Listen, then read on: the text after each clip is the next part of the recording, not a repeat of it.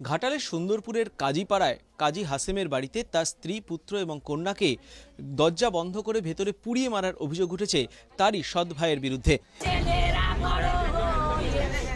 পারিবারিক বিবাদের আগুন কি পুড়িয়ে ছারখার করে দিতে পারে রক্তের সম্পর্ককেও? ঘাটালে দুই কিশোর কিশোরীকে ঘুমের মধ্যে পুড়িয়ে খুনের ঘটনায় এখন বড় হয়ে উঠছে এই প্রশ্নটাই। কারণ এই ঘটনায় খুনের অভিযোগ উঠেছে মৃতদের কাকার বিরুদ্ধে, অর্থাৎ রক্তের সম্পর্কেই রক্তারক্তি। স্থানীয় সূত্রে দাবি, ঘাটাল থানার আনন্দপুর গ্রামের বাসিন্দা হাসেম আলীর সঙ্গে কিছুদিন ধরেই তার ভাই ইসমাইলের পারিবারিক বিবাদ চলছিল। হাসেম কর্মসূত্রে মুম্বাইয়ে থাকেন। 18 বছরের মেয়ে ও 15 বছরের ছেলেকে নিয়ে এখানে থাকেন তার স্ত্রী ফাতেমা। একটু দূরে অন্য বাড়িতে থাকেন হাসেমের ভাই ইসমাইল ও তার পরিবার। বৃহস্পতিবার রাতে ছেলে মেয়েকে পাশে নিয়ে ঘুমোচ্ছিলেন ফাতেমা।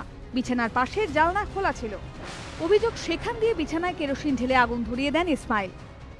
স্থানীয় বাসিন্দা এবং আত্মীয় স্বজনরা তারা যেটা অভিযোগ করছেন যে এই কাজী হাসেমের সৎ ভাই কাজী ইসমাইল গতকাল গভীর রাতে প্রথমে এই বাইরে থেকে দরজা বন্ধ করে দেয়, তালা মেরে দেয় এবং তারপরে এই ঘরে বাইরে থেকে পেট্রোল দিয়ে এখানে পুড়িয়ে মারার চেষ্টা করে।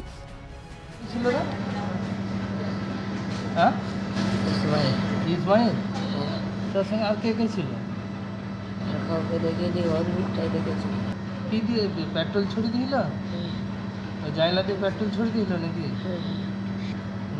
ইসমাইলকে তুমি নিজের চোখে দেখেছিলে?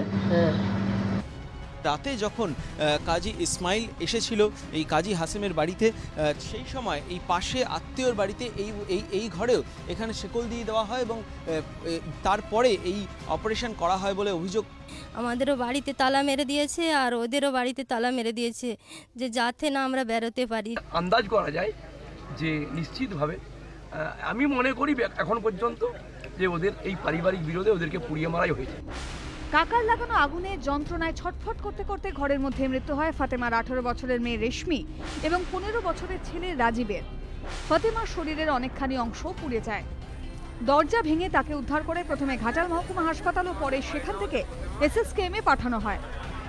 এরপরই ক্ষিপ্ত প্রতিবেশীরা চড়াও হয় অভিযুক্ত ইসমাইলের বাড়িতে। তার বাড়িতেও আগুন ধরিয়ে দেওয়া হয়।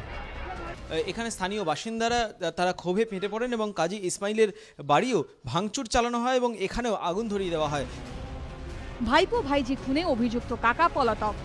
সমিত সেনগুপ্ত, অমিতাভ রথ ও সোমনাথ দাসের রিপোর্ট, ABP আনন্দ, পশ্চিম মেদিনীপুর।